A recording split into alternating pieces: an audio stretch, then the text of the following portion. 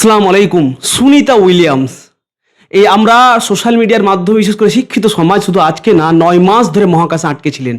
সেই সুনিতা উইলিয়ামসের আমরা সায়েন্টিফিকভাবে নানান রকম বৈজ্ঞানিক নিউজ বা সোশ্যাল মিডিয়ার মাধ্যমে একটা জিনিস বুঝতে পারলাম যে সৃষ্টিকর্তার সৃষ্টির কাছে কিন্তু বিজ্ঞান এখনো অনেক দূরে, বিজ্ঞান অনেক ছোট। নইলে তাকে কিন্তু নাসাও ফিরিয়ে নিয়ে আসতে ব্যর্থ। শেষমেশ আমরা জানি বিশ্বের অন্যতম বৈজ্ঞানিকদের মধ্যে একজন টেসলা কোম্পানির আপনারা জানেন স্পেস এক্সের মালিক, সে এলন মাস্কের সহযোগিতায় টেকনোলজি নানান রকম সহযোগিতা নিয়ে তাকে ফিরিয়ে নিয়ে আসা হয়েছে। ভাবুন, এটা একটা পৃথিবী, একদম গোল না ডিম্বাকৃতি। এই পৃথিবীর চেয়ে কিন্তু আমরা দেখেছি কি অনেক সময় আমরা বই পড়েছি, আমরা শিখেছি ছোটবেলা থেকে যেটা, এর চেয়ে সূর্য কত লক্ষ গুণ বড়, প্রায় 13 লক্ষ গুণ বড়। এবার সূর্যের চেয়ে কিন্তু এক একটা যে নক্ষত্রগুলো আমরা দেখতে পাই সেগুলো কিন্তু অনেক বড়, সেগুলো সূর্যের চেয়ে আবার কত লক্ষ গুণ বড়।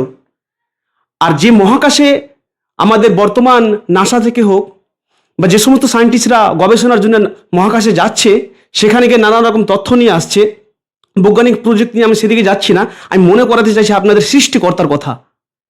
তাহলে সৃষ্টিকর্তা আল্লাহ পাক রব্বুল আলামিন যে সপ্ত আকাশের কথা বলেছেন, আমরা এখন প্রথম আকাশে পৌঁছতে পারিনি। সামান্য মহাকাশে গিয়ে সায়েন্টিস্টরা নিজে আটকে যাচ্ছেন। সাধুবাদ জানাই, ধন্যবাদ জানাই। পৃথিবীর শ্রেষ্ঠতম জীব মানুষই বুদ্ধি খাটিয়ে আমরা চলাফেরা করি, মানুষের প্রেম তৈরি করে, মানব প্রেম সর্বপ্রেম, ঠিক আছে, কিন্তু ধর্মের ব্যাপারে মানুষের একটু স্টাডি করা দরকার, কোরআন পড়া দরকার। যার ফলে আমরা বুঝতে পারছি আজকে একটা মহাকাশে গিয়ে যদি একজন সায়েন্টিস্ট আটকে যায়, তাকে নিয়ে আসতে যদি 9 মাস সময় লেগে যায়, আমরা এখন প্রথম আকাশে পৌঁছতে পারিনি। এই করে কোরআন বলছে 7টা আকাশ রয়েছে, সপ্ত আকাশ। তো আমরা এখান থেকে কি শিখবো? আমরা ছাত্রীদের কাছ থেকে দূরে ছিল, শিক্ষিত সমাজকে বলবো এই সমস্ত বিষয়গুলো আমরা একটু জেনে বুঝে আল্লাহর প্রতি আরো ঈমান শক্ত করব। শিক্ষিত সমাজকে বলবো আমার এই ধরনের যদি ইনফরমেশনগুলো, তথ্যগুলো আপনাদের ভালো লেগে থাকলে আমার ভিডিওগুলো শেয়ার করবেন, লাইক কমেন্ট করে জানাবেন কেমন লাগছে। আমি শেষমেশ একটাই কথা বলতে চাইলাম যে সৃষ্টিকর্তা এই বিশ্ব জাহানকে অনেক বড় করে সৃষ্টি করেছেন, আরো অনেক পড়তে হবে, আরো অনেক জানতে হবে। আজকে এই পর্যন্তই। সকলে ভালো থাকুন, ভালো লাগলে ভিডিওটি শেয়ার করবেন। আসসালামু আলাইকুম।